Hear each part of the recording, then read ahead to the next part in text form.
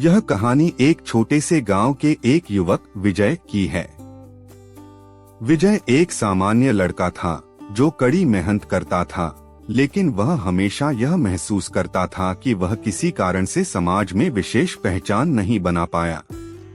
उसे लगता था कि उसके पास कोई ऐसा गुण या काम नहीं है जिससे वह दूसरों से अलग दिख सके। उसकी दिनचर्या बस काम में बीतती थी और उसे लगता था कि वह किसी बड़े कार्य के लिए नहीं बना है। एक दिन गांव में एक संत बाबा आए। बाबा का चेहरा बहुत शांत था और उनकी आंखों में जीवन के गहरे रहस्यों को जानने की झलक थी। गांव वालों ने उन्हें बड़े आदर से स्वागत किया। विजय को भी एक अवसर मिला और वह बाबा के पास गया। उसने अपना मन की व्यथा साझा करते हुए पूछा, बाबा, मैं हमेशा मेहनत करता हूँ, लेकिन मुझे लगता है कि मेरी कोई पहचान नहीं बन पाई। लोग मुझे कोई खास मान्यता क्यों नहीं देते? क्या मैं कभी अपनी पहचान बना पाऊंगा? संत बाबा मुस्कुराए और कहा, विजय, तुम अपनी पहचान को केवल बाहरी चीजों से नहीं देख सकते। मैं तुम्हें एक कहानी सुनाता हूँ। इस कहानी को ध्यान से सुनो और फिर समझो। कहानी काम ऐसा करो कि पहचान बन जाए। बहुत समय पहले एक छोटे से गांव में एक युवक अरुण रहता था। अरुण गरीब था, लेकिन उसमें मेहनत करने की अद्वितीय क्षमता थी।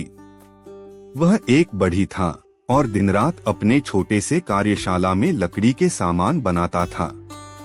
गांव के लोग उसे अच्छे काम के लिए जानते थे, लेकिन वह कभी भी सम्मानित नहीं हुआ था क्योंकि उसके पास धन और प्रसिद्धि नहीं थी। एक दिन गांव में एक बड़ा मेला हुआ और वहां एक बड़ा किला बनाने का प्रस्ताव रखा गया। यह काम बहुत चुनौतीपूर्ण था और पूरे गांव में यह चर्चा का विषय बन गया।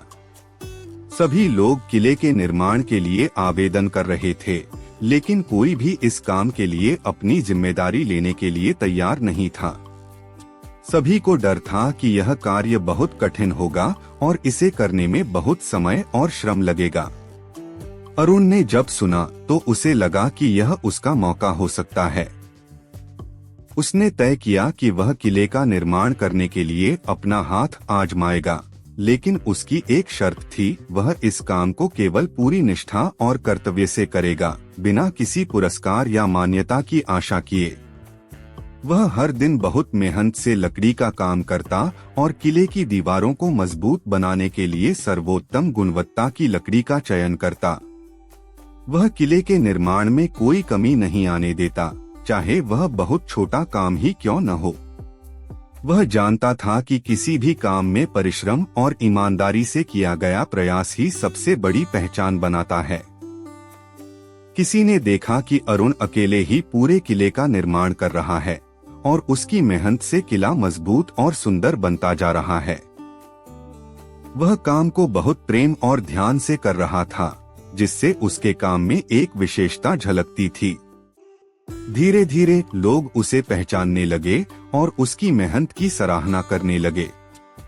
किले का निर्माण पूर्ण हुआ और यह किला न केवल मजबूती के लिए बल्कि उसकी गुणवत्ता और सुंदरता के लिए भी प्रसिद्ध हुआ। कई वर्षों बाद जब उस किले की कहानी दूर दूर तक फैलने लगी तो लोग अरुण के बारे में सुनते थे और उसे एक महान कारीगर मानते थे। उसकी पहचान अब उस किले के साथ जुड़ गई थी। उसे कोई बड़ा पुरस्कार नहीं मिला, लेकिन उसकी पहचान उसके काम और कड़ी मेहनत से बन गई।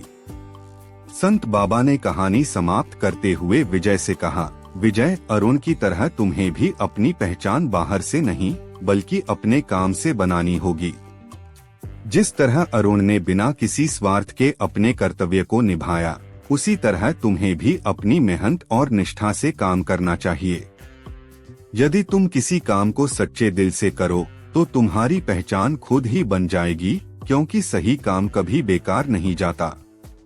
विजय ने बाबा की बातें ध्यान से सुनी और उसके मन में एक नया विश्वास जागा।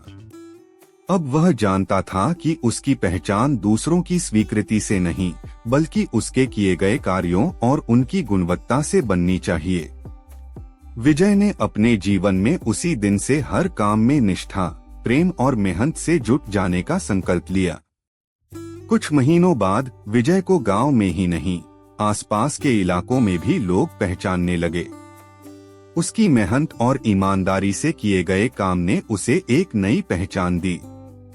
अब वह केवल एक किसान नहीं था, बल्कि गांव का सम्मानित सदस्य बन चुका था, जिसकी मेहनत ने उसे लोगों के दिलों में एक स्थायी स्थान दिलाया।